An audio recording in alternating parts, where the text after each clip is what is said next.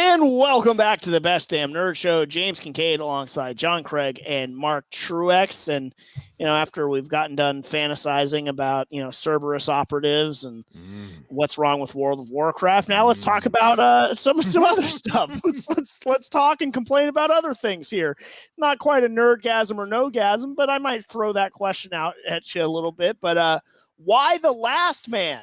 FX upcoming adaptation of Why the Last Man is getting closer. An image was shared by the series creator of Mark. I haven't read it, but you'd probably appreciate it more than I would. But September 13th, FX and Hulu. Why the Last Man coming out. What can people expect from this series, Mark? Because I know that's why I brought it up. It wasn't even on the rundown, but I brought it up because I know you are a big fan. I love Why the Last Man. I really do. I know I'm stumbling around. It's the new kegerator at the house. I know it's the new kegerator. That's why I'm laughing. But Why the Last Man is a perfect comic. There's a beginning, there's an end. There's some nice tropes all the characters go through. There's some crazy turns. And the story just overall is extremely enthralling. And it's perfect for an adaptation into a live-action set. When I heard that this has been in developmental hell through various versions, whether it's going to be TV series or movies throughout the years, I always thought to myself, this is perfect to adapt. Now that FX is bringing it out, to me, it's like the only reason to get Paramount Plus. You know what I mean? I do not get. It's on. I'm pretty sure if it's going to be a Hulu FX series, it's all tied into Paramount Plus. I do. But why wouldn't you just watch it on FX? Because I cut the cord, my friend. Oh, okay. No, thank you. No, I'm a Netflix hubbo guy and Disney Plus. But I come as I can. If you want to fact check that real quick, editor. No, keep going. What is the premise? It's the only reason I'm going to get Paramount Plus. So the premise of Why the Last Man is essentially think that this plague, some pandemic, if you would, like that would ever happen, strikes the planet. And essentially it's everything with a Y chromosome dies. That's the chink in the armor. You got a Y chromosome. So you're going to get this plague. You die. Men, and it's across. Not all men have Y chromosomes, James. Jesus. And it's across a ton of species, right? So the last Y chromosomal mammals, at least, that we know of is Uric.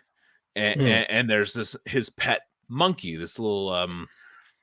So he's just walking around getting a bunch of strange. It's like except that there's crazy Amazons that believe religiously that the death of men is a calling from God, that this is the right way, and so women they would hoarding through the land trying to discovering there's a man here to kill him or to enslave him, make him a sex doll of their society and all these different things.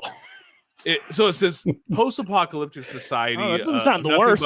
Women ran. How much like Moran did these Amazons look like? Because the thing is even if you think the society's created where it's just nothing but women, it's still not going to be a utopian if you believe that sense, because eventually it all dies out. The fact is there's this science going on behind the scenes that the Y chromosome is lethal and people die. And so it's this fighting powers of different countries, as the book progresses, of trying to get control of the last man. We've heard this fable, there's a man alive here, we need his seed to protect our it's the opposite of Handmaid's Tale. Yeah, it's the opposite of the Handmaid's Tale.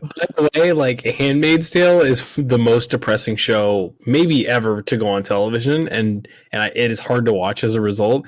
But the opposite of that, where it's just dudes being used as sex slaves, that's literally the opposite. One guy. That's just your dream. That's Endgame for men. Yeah, but what's fun is just Brian K. Vaughan's writing makes it jovial in a sense, the way that he put the entire story together. There's some heavy tones and there's some great story in there, but the character of Yerk himself is delightful and silly, and like the fact that like the last man on Earth is this putz kind of thing, makes it highly entertaining to get a read and see his misadventures, if you would, through there, and the friends that he makes along the way. What kind of dude is York? Dude, he loves like magic, like sleight of hand stuff and things like that. Like nothing wrong with that. It's just when you see it, you'll see he's like a stereotypical like doof man. And he's so like, is he like the dad from Modern Family or Homer Simpson, or what are we talking about here? Sure. Okay. Sure. What's his goal? What's like what is he as the last? His goal, he just wants to live. He just wants to go on and continue. And like his sister's still there, his mom's still there, and they're both very intrinsic in society and things like that. And there's all these other like shadowy like government operations getting involved, trying to get him as like they're treating him like this pawn in society. That's like, this is the key to the human race sort of thing. And just the trials and tribulations he goes through the course of the book is fantastic. It really is a beautiful story. I'm excited to see how they adapt it into a live action series, and I can't wait. I hope it does come, because again, this has been developmental hell through various versions, and the fact that it's finally coming, I'm in. Please show it to me. He just wants people to love him for him, not his body, for his Y chromosome, his magic, Yeah. His sleight of hand tricks. Yeah. Well, I mean, September 13th, Marco, you cut the cord. You're gonna have to get on that pair. I guess you could just get Hulu then, dude. Dude, that's a lot to bite off. You know what I mean? It's in your Disney bundle. Is it? It depends on which package you have. I steal Disney from. Well, that's a problem. Yeah. Well, you should see if they have the Hulu and ESPN bundle.